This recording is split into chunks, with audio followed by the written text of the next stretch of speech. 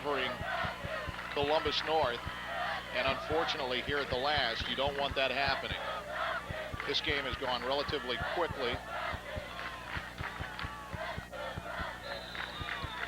And Perry has got to do something to slow up the momentum of this offense right now. One thing Columbus North has not done is turn the ball over. Last week, though, we saw Whiteland, actually Roncalli turned the ball over more than Whiteland, but they won. But so many times turnovers are key. And Kleinhans. Now LeMasters, and he drags him 5-6 yards. He dragged LeMasters and Borzen at least 6 or 7 yards, 16 yards on that carry. Jared Moore was also at the bottom of that pile, and they're not allowing the linebackers to get out and fill those gaps right now. Kleinhans, 200 pounds, and LeMasters 185, so he's got actually a size advantage.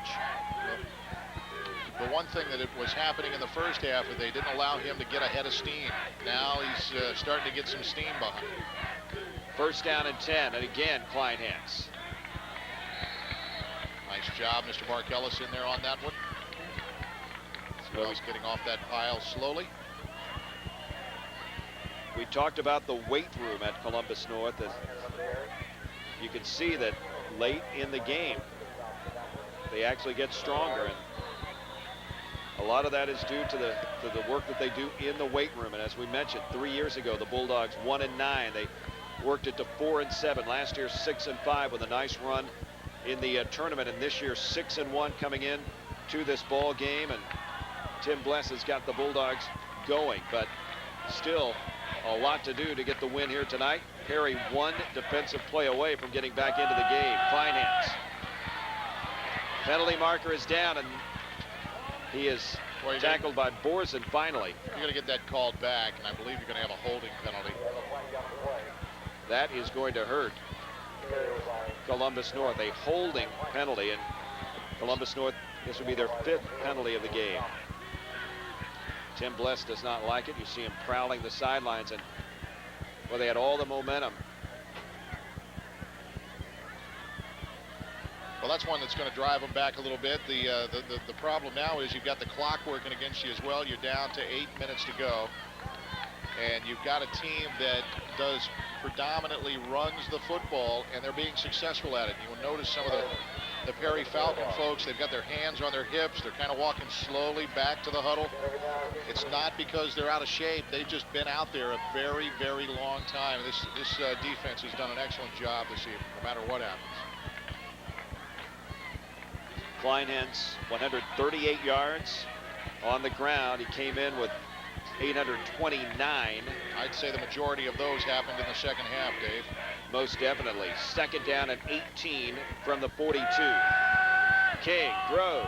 It's intercepted by the Falcons. A huge play there for Perry Meridian. Picking up the interception is Paul Strack, the back that has been frustrated here tonight. And as we mentioned, Perry's defense one play away from turning it around, and they did there. Well, if you're not going to run the ball on offense, you might as well grab one on defense and go. Paul Strack doing a great job there. You're going to see a nice rollout, and it was a great call. Unfortunately, the quarterback threw it right into the hands of Strack. And, well, now you got now you've got some momentum. The defense coming up for you again, a very tired defense. Now this offense is going to have to get going.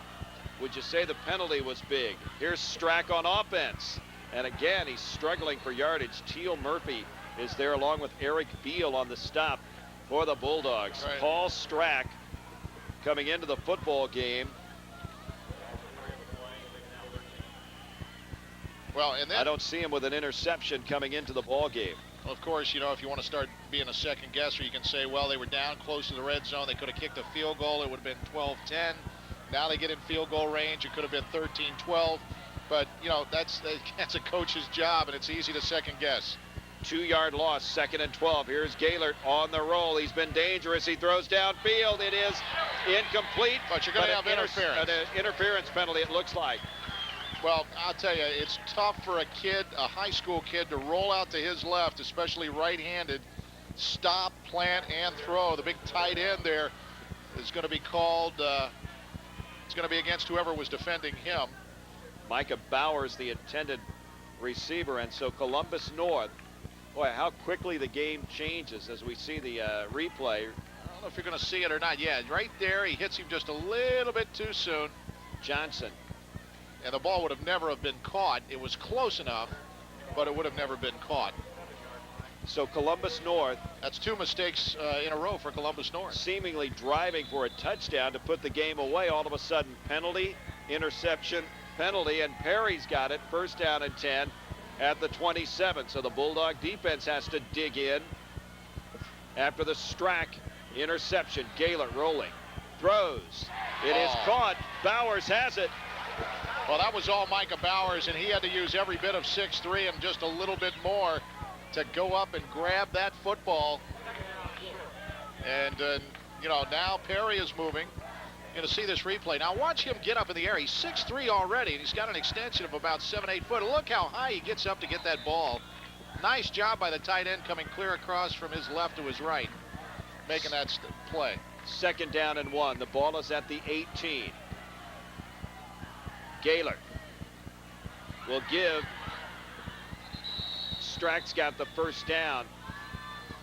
Well, and anything that you go forward is a positive, and he's gotten himself a couple of yards, and he's also got a first down, and they can get another first down getting to the 5-yard line or inside the 5. So, you know, they've got enough downs to work with. Let's see if they can turn this into something, this series of downs. Last time it kind of sputtered down around the 5-yard line, Dave. You are correct, and they did not go for the field goal. We'll see if that comes into play, but this is definitely 4-down territory here. Gaylor loses the football, and it is recovered by Naring. It is Columbus North football. Wow. Well, Gaylord should have watched. Gaylord knew that those guys were coming. They had an all-out blitz coming, and Gaylord needs to get back. Watch him. He knows the blitz is coming. He should have just held on to the ball. Tough break for Perry Meridian, as you see one of the linebackers there down. Looked like number 18, Dave. You know, Matt Mays just forced his 4th fumble of the season. Boy, he has just been doing one whale of a job. 6'1", 200-pound senior linebacker, and they were coming. There was no doubt about it. And that's exactly what they did the last time they were down in that red zone. And twice now, they've gotten down toward paper dirt, but they haven't been able to cash the check. That is the 4th Perry turnover in the game. And now Columbus North with the ball, and they try a pitch. Kleinhans has it, and he goes out of bounds before being knocked down by Trent Brunick. Well, when your cornerbacks start making a lot of plays and a lot of tackles that far deep, you know that the running game's working for you. And with 6:11 to go, a couple more first downs, and it's going to be a moot point. Well, that play went out of bounds.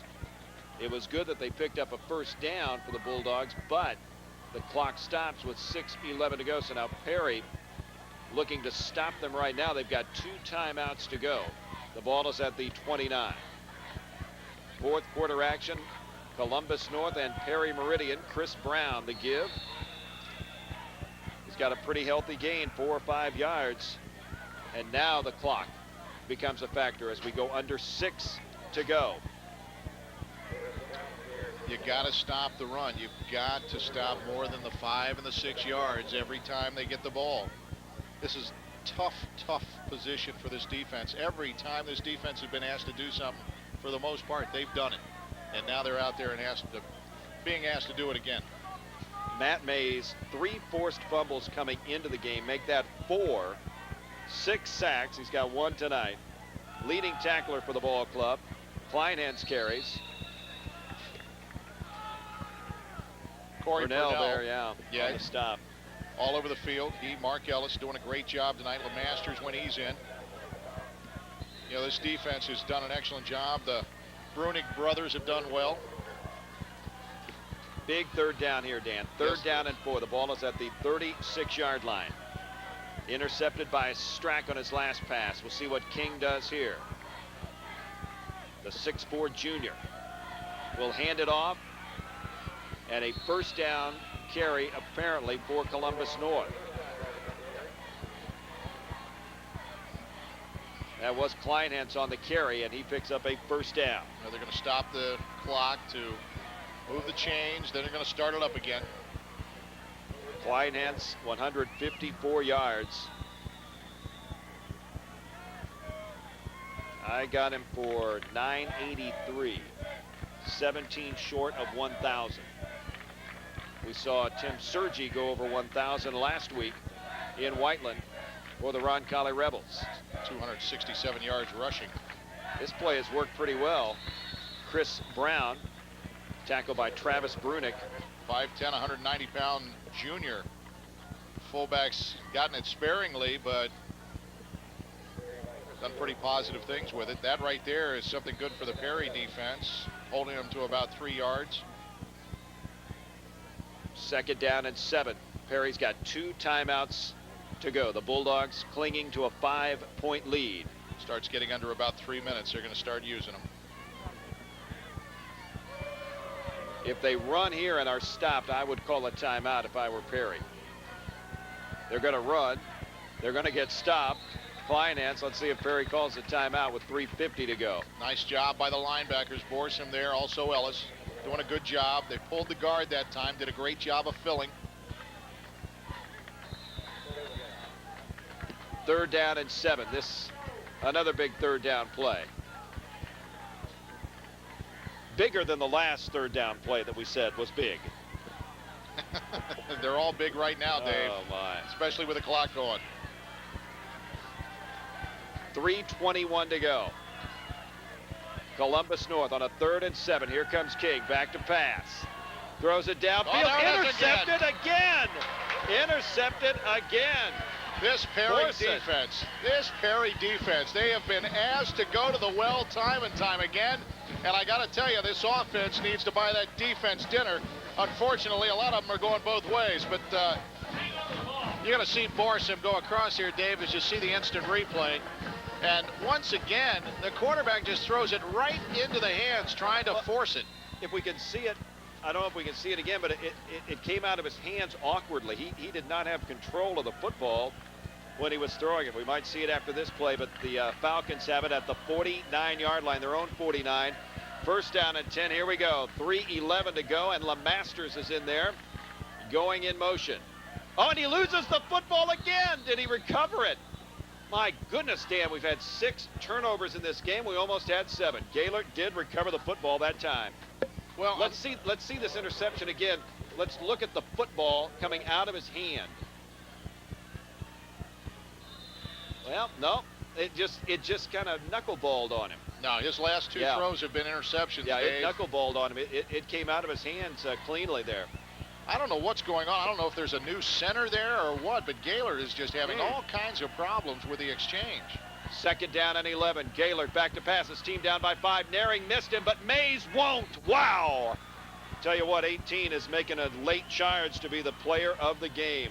Mays done a great job. Did a great job that time, and the blitz was on.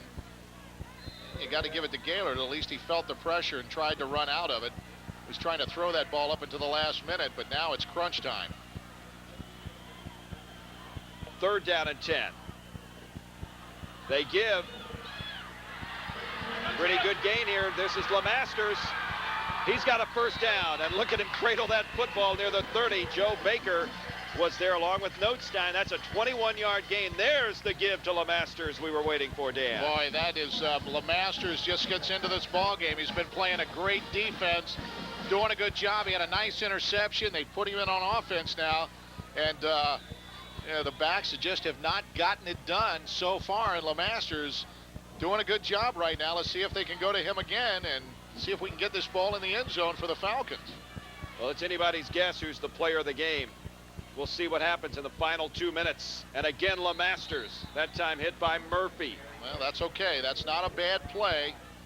They got to watch the clock, though. They're under a minute and a half now. Getting close. No gain, Dan. Second down and 10. The ball is at the 30. 127 to go. You're right. They are huddling, taking their time. Gaylord gets away from one tackler, but it was Naring. He calls a timeout. Now third down. I tell you what, third down for Perry has been an exciting play. We have seen some incredible plays. Hawk has made a couple of catches. Well, you saw Gaylor talking to Hawk